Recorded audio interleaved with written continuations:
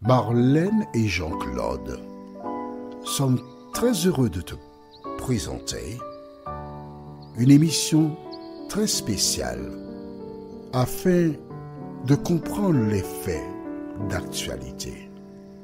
Merci pour ta fidélité.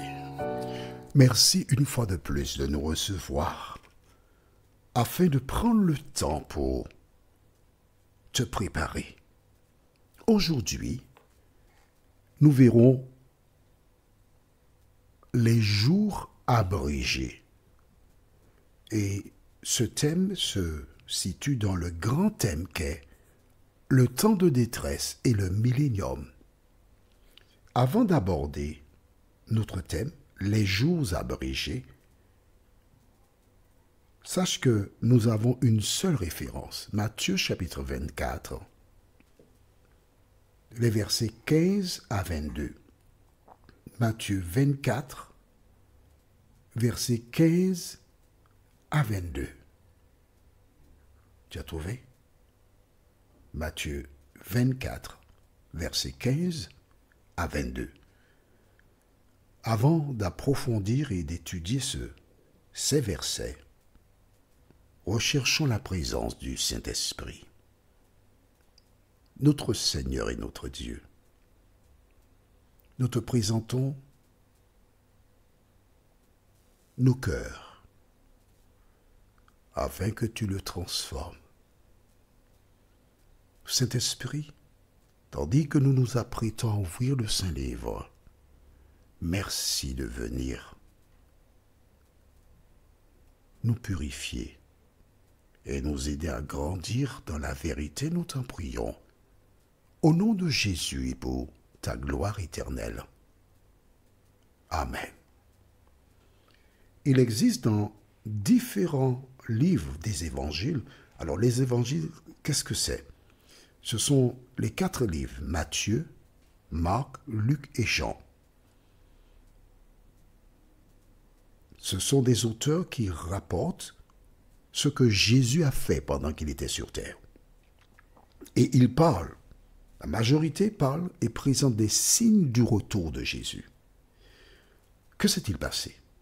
Un jour, les disciples posèrent une question à Jésus. Alors pour celles et ceux qui ne sont pas familiers avec la Bible, nous lirons dans Matthieu chapitre 24 à partir du verset 1er jusqu'au verset 3. C'est pour que tu sois dans le bain. Matthieu 24, verset 1 à 3. Alors, si tu es nouvelle ou nouveau, sache qu'il te faut 2 cahiers de 300 pages, de quoi écrire et la Bible.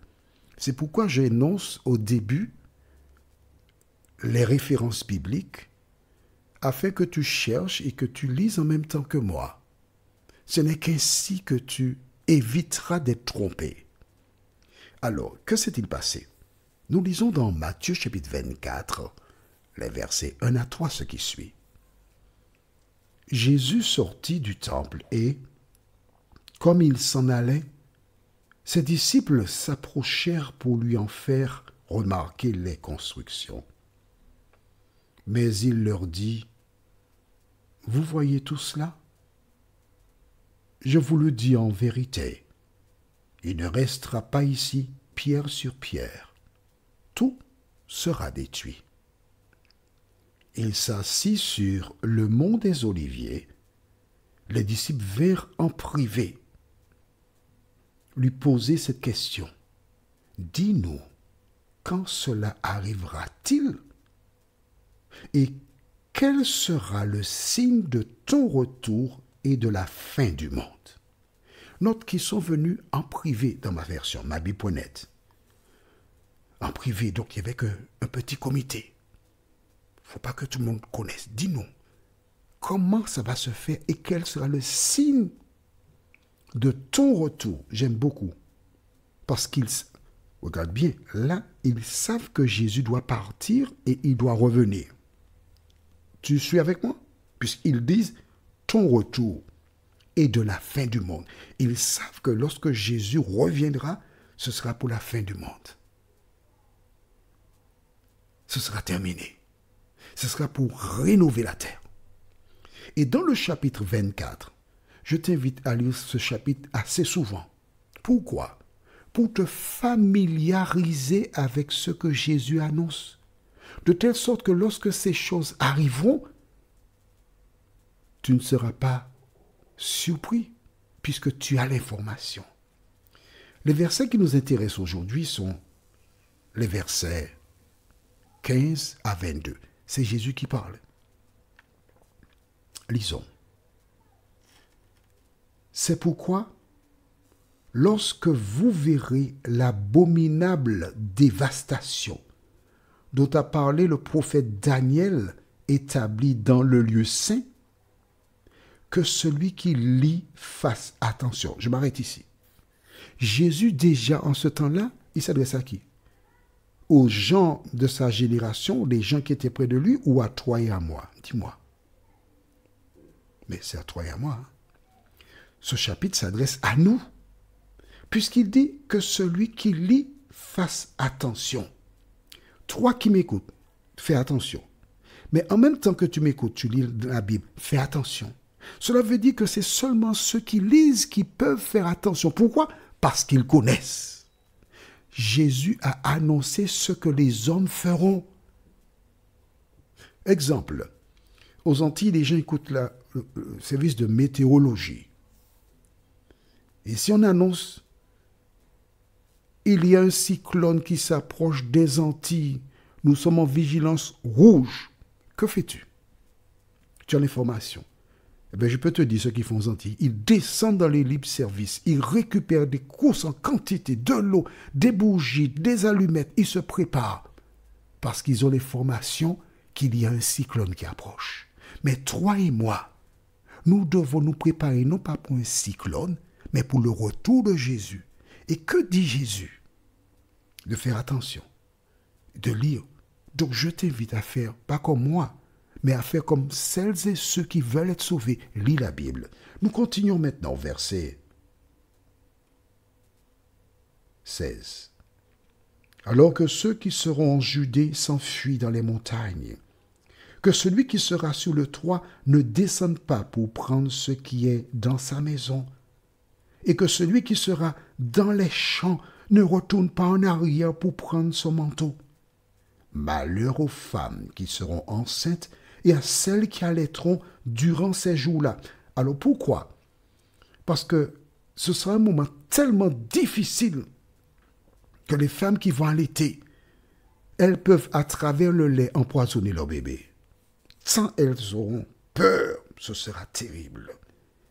Il faudra courir avec un enfant bas âge difficile. Aujourd'hui, on cherche à éliminer des personnes sur la terre. Ce n'est pas la peine. Parce qu'autour de Jésus, toutes ces personnes-là qui n'ont pas fait la paix avec lui seront éliminées. T'en fais pas. On continue verset 20. Priez pour que votre fuite n'arrive pas en hiver. Ça se comprend, hein? Puisqu'en hiver, il fait froid, il faut avoir des bottes, tout ça là. Et puis il dit ensuite, ni un jour de sabbat. Pourquoi pas un jour de sabbat? Bon, enfin, c'est ce qu'il a dit. On continue. Verset 21. Car alors la détresse sera si grande qu'il n'y en a pas eu de pareil depuis le commencement du monde jusqu'à présent. Tu te rends compte? Le temps de détresse sera terrible. Et Jésus dit que ce sera quelque chose qu'on n'a jamais vu depuis quand? Je reprends pour toi. Hein? Depuis le commencement du monde. Lorsqu'il y a eu le déluge, lorsque la pluie a commencé à tomber, les gens ont été vers l'arche de Noé. Ils ont frappé, ils ont frappé, ils ont frappé. Mais le bois était tellement épais que le son ne pouvait même pas être entendu à l'intérieur. C'était un moment de détresse, oui. Tous les antédiluviens, ils étaient dans une détresse terrible, et c'est d'imaginer. Or, Jésus déclare que ça, c'est rien comparativement à ce qui va venir. Mon ami, il faut prendre ça au sérieux, oui. Et alors, la suite, qu'est-ce qu'il dit? Verset 22. Et si ces jours n'étaient pas abrégés, c'est-à-dire si on n'est pas diminué là-dessus, si tu préfères, personne ne serait sauvé. Mais à cause de ceux qui ont été choisis, ces jours seront abrégés. Jésus déclare que ce sera si terrifiant. La persécution sera si grande. Beaucoup de personnes rejetteront la parole. Beaucoup de personnes rejetteront Jésus.